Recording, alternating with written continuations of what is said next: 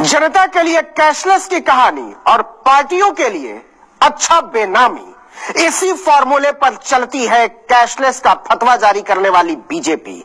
जनता को पाई पाई के लिए अंतहीन कतारों में खड़ी कर देने वाली प्रधानमंत्री नरेंद्र मोदी की अपनी पार्टी चंदे का हिसाब देने को राजी नहीं है। और ये कोई 2-4 हजार रुपए का हिसाब नहीं है, पूरे 5 अरब के बेनामी ढेर पर बैठी है भारतीय जनता पार्टी। अब कतार में खड़े रहने की जरूरत नहीं है। बैंक आपके मोबाइल फोन की कतार में खड़ा हो जाएगा। बैंक आएगा कि मुझे आप यहाँ रखो, वो दिन आ सकते हैं। ऐसे कैशलेस हुए हैं कि जेब में पैसे ही नहीं बचे, बैंक देने को राजी नहीं, गवर्नर बताने को राजी नहीं और प्रधानमंत्री समझने को राजी नहीं। खाली हाथ, खाली जेब और खाली बटुआ। और प्रधानमंत्री घूम घूम कर मजदूरों और जूता गांठने वालों तक में कैशलेस का मंत्र फूंक रहे हैं। लेकिन समझ नहीं आता, जिस कैशलेस के फायदे के लिए कोहराम मचाया है, उसे खुद अपनाने में कलेजा क्यों कांप रहा है।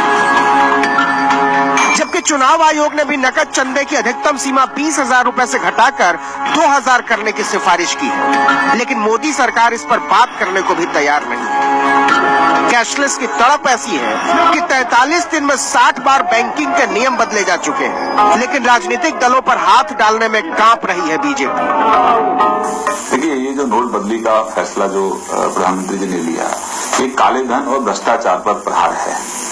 और सत्र से पहले ही देश के प्रधानमंत्री जी ने सभी पॉलिटिकल पार्टियों से आग्रह किया था कि राजनीतिक जो चंदा पॉलिटिकल पार्टियां लेती हैं, उस पर चर्चा होनी चाहिए। चुनाव से काला धन समाप्त होना चाहिए। मतलब जनता को सताना और बीजेपी के लिए बहाना। इस बहाने की ठोस वजह है क्योंकि वह खुद ही नकद की शौकीन रही है, बीजेपी चलती ही नकद से। इसी साल की एसोसिएशन ऑफ डेमोक्रेटिक रिफॉर्म्स यानी एडीआर की रिपोर्ट के मुताबिक पार्टी ने बताया है कि उसे 2016 में चंदे से 872 करोड़ रुपए मिले। अब देखिए कि इस 872 करोड़ में 434 करोड़ 67 लाख रुपए का चंदा 20,000 रुपए से कम के टुकड़े में आया। मतलब कुछ बताने की जरूरत नहीं कि वो दानवीर कौन थे जिन्होंने बीजेपी पर अपनी गाढ़ी कमाई लुटाई है। इतना ही नहीं, बीजेपी को 613 गुमनाम लोगों ने 76 करोड़ रुपए का चंदा दिया है। इसका मतलब ये हुआ कि 12,40,000 रुपए की रकम प्रति दाता बेनामी है। हम लेस कैश इकोनॉमी की तरफ जा रहे हैं, तो निश्चित रूप से बहुत बड़ा चुनाव सुधार है।